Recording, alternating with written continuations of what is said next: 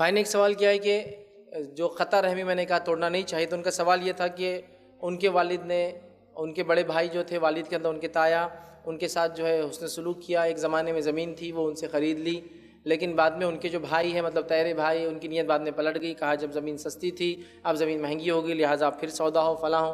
تو سوال ہے کہ کیا ایسے رشتہ داروں سے جو ایسا کا رشتہ توڑنا کیسا ہے؟ اور دوسرا، رشتہ دار اگر ہمیشہ ہی امید لگائے بیٹھے کہ انسان دیتا رہے دیتا رہے دیتا رہے تو کب تک ان کو دینا چاہیے؟ کیا ایسے رشتہ داروں سے رشتہ توڑا جا سکتا ہے؟ تو پہلی چیز یاد رکھیے، جو پہلا آپ کا سوال کا حصہ تھا کہ انہوں نے آپ سے لے لی اور خطا مطلب اب وہ اس طرح سے کر رہے ہیں، تو اس معاملے میں رشتہ اگر وہ توڑنا چاہے تو آپ ان کو توڑنے دیجیے، لیکن آپ میں کہوں گا رشتہ مت توڑیے۔ رشتہ توڑ کر کیا فائدہ اس کیس میں؟ سمجھ لیجیے وہ بول رہا ہے مجھے زمین چاہیے، آپ بول رہے ہمارا رشتہ نہیں، تو اس سے فائدہ کیا ہونے والا ہے؟ کچھ بھی نہیں ہونے والا ہے۔ تو لہٰذا آپ مت وہ کیجیے۔ ہاں اگر وہ ایسی حرکتیں کرتا ہے اور وہ خود توڑ لیتا ہے آپ سے رشتہ تو وہ ٹھیک ہے، چونکہ آپ رشتہ توڑنے میں شامل نہیں ہوں گے اس معاملے میں، آپ تو چاہ رہے بنا رہیں۔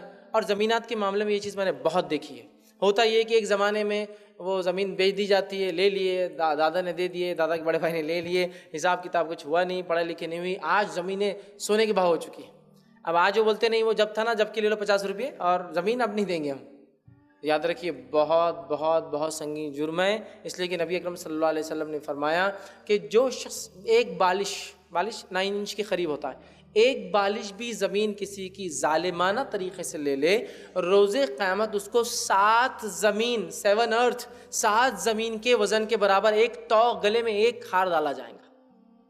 7 زمین کا اس کے وزن کیا ہو سکتا ہے اندازہ لگا سکتے ہیں؟ زمین کا ویٹ 7 زمین اس کے گلے میں، چونکہ ایک بالش مارا۔ یہ بات وہ لوگ بھی خاص طور سے سنیں جو بہت اپنے آپ کو تیسمار خان سمجھتے ہیں۔ خالی پلاٹ ہے نا، بنا دو اس پہ کچھ، مسجد ڈکلیئر کر دو رمضان میں، سے خود بھاگ کے آتا، پھر مانڈولی کرنے کا نہیں، وہ تو اب وہ تھا 10-20 لاکھ دے دو ہو گیا۔ کنسٹرکشن کر رہے، میری جگہ سب کچھ میرا ہے، لیکن پھر بھی وہ جو ہے پورے محلے کے ذمہ دار بن کے بیٹھے ہوئے، ان کو جب تک کچھ دیے نہیں تو کام ہی نہیں ہو رہا، گورنمنٹ کو دینے کے بعد بھی ان کو دینا پڑ رہا۔ یہ وہ سب شامل ہے، وہ جو ایک بالش والی حدیث میں، ایک بالش، چونکہ ظلم ہے یاد رکھیے، اور زمین پہ ظلم لوگ بہت کرتے ہیں، اس لیے حدیث میں ایک بالش۔ اور ایک بات میں الفاظ ہے، جو شخص پیلو کی لکڑی کے برابر بھی ظلم کرے، پیلو کی لکڑی بولتے ہیں مسواک، پیلو کی لکڑی کے برابر بھی ظلم کرے، حدیث کا الفاظ یوں ہے کہ اللہ کے رسول نے فرمایا کہ جو شخص ظلم کرے گا جنت اس پر حرام ہے۔ صحابہ نے کہا اللہ کے رسول بڑی سخت بات ہے، لیکن وہ لمٹ کیا ہو ظلم کی؟ کس چیز کو آپ ظلم بولیں گے؟ ظلم عربی میں کہتے ہیں کسی چیز کو جہاں ہونا چاہیے وہاں سے اٹھا کر کسی اور جگہ رکھ دینا، مطلب یہاں اس کا حق ہے ادھر رکھ رہے آپ، غلط ہے ظلم۔ تو کہا پیلو کی لکڑی کے برابر بھی ظلم کرے تو جہنم اس پہ ہمیشہ کے لیے، اور جنت اس پر حرام ہو جائیں گی۔ پیلو کی لکڑی مسواک کہتے ہیں، تو علماء اس پہ لکھتے ہیں پیلو کی لکڑی سے مراد شاید آپ سے فرما رہے ہیں کہ اس کی ہائٹ اتنا کچھ ظلم، بالش والا ظلم، یا اس کا ویٹ کے برابر ظلم، یا اس کا کاسٹ، اس کی قیمت کے برابر ظلم، اور سبھی لاگو ہو سکتے ہیں۔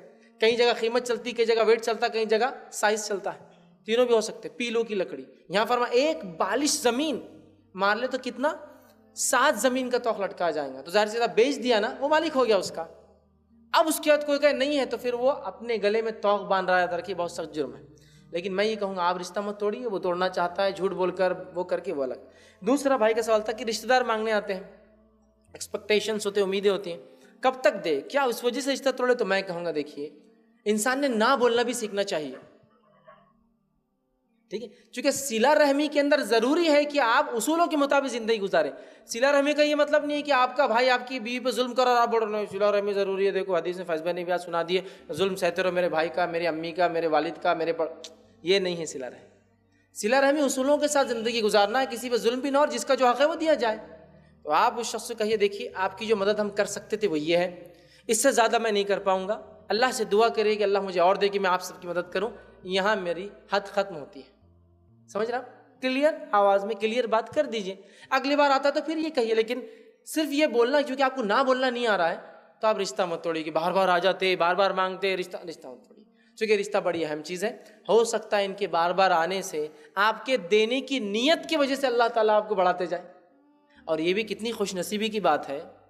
دیکھیے آدمی اصل امیر ہونا نہیں ہے، لوگ اس کو امیر سمجھے، یہ اصل ہے۔